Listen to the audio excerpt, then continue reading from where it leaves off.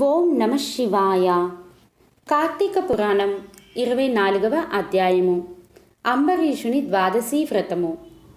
అత్రి మహాముని కార్తీక మాస పౌర్ణమి వ్రత మహత్యమును చెప్పి మరలా అగస్త్యునితో, ఓ ఋషీశ్వర, కార్తీక వ్రత ప్రభావం గురించి ఎంత వినినను తనివి తీరదు. నాకు తెలిసిన ఇంకొక కథ చెప్తాను, విను అని ఇలా చెప్పసాగాడు. కార్తీక శుద్ధ ద్వాదశికి హరిబోధిని అనే మరొక పేరు కూడా కలదు. ఆనాడు పుణ్య నదులలో స్నానం చేసినందువలన, సూర్యచంద్ర గ్రహణ సమయములందు స్నానం చేసినందువలన ఎంత ఫలము కలుగునో, కార్తీక వ్రతమునందు శుద్ధ ద్వాదశి నాడు భక్తి శ్రద్ధలతో దాన ధర్మములు చేయువారికిని అంతే ఫలము కలుగును. ఆ ద్వాదశి వ్రతము చేయవలసిన విధానము చెప్పెదను, వినుము.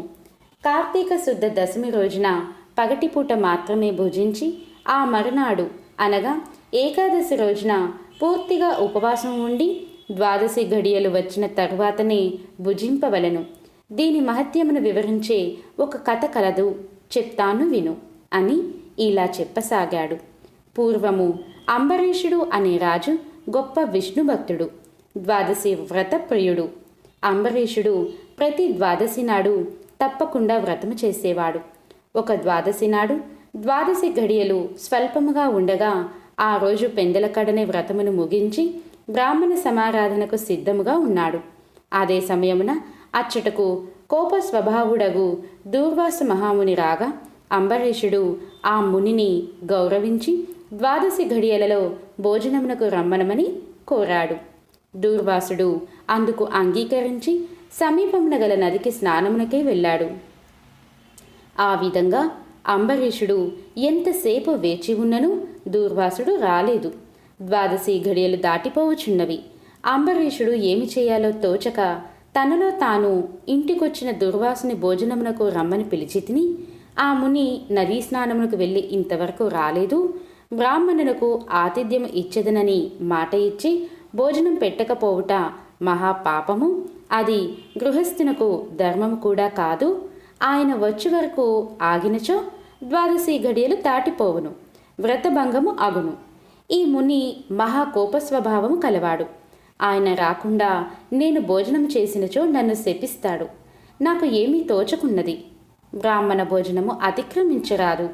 ద్వాదశి ఘడియలు మించిపోకూడదు.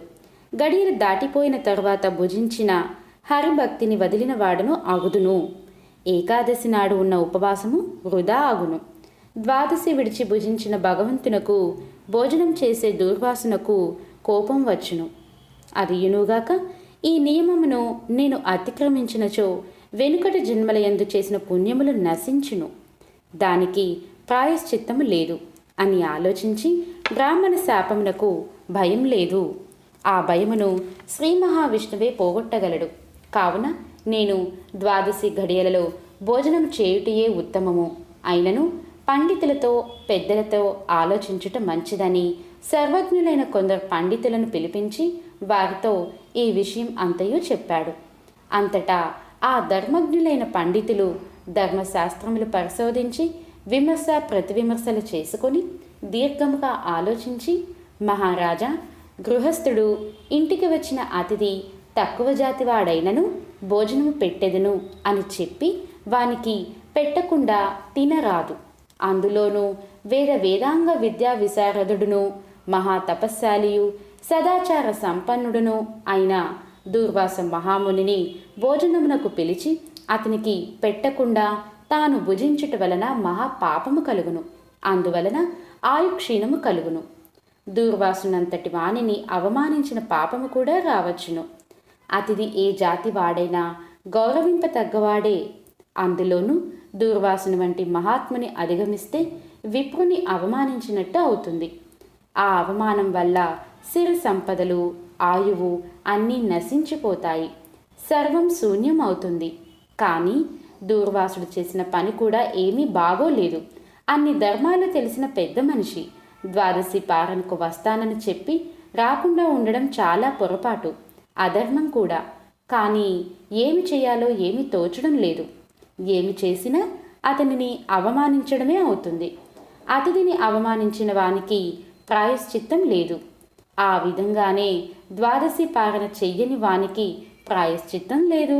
కనుక ఈ ధర్మ సందేహాన్ని ఎలా తీర్చాలో మాకేమీ బోధపడుటలేదు అని ఒకరి ముఖాలు ఒకరు చూసుకున్నారు.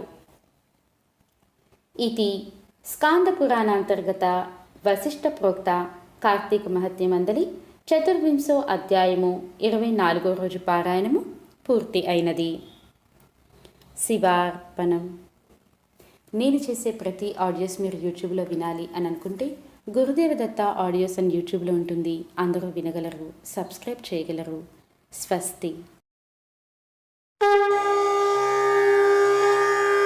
ఆధ్యాత్మికత విశేషాల కోసం సబ్స్క్రైబ్ చేయండి, లైక్ చేయండి, షేర్ చేయండి. గురుదేవ దత్త ఆడియోస్.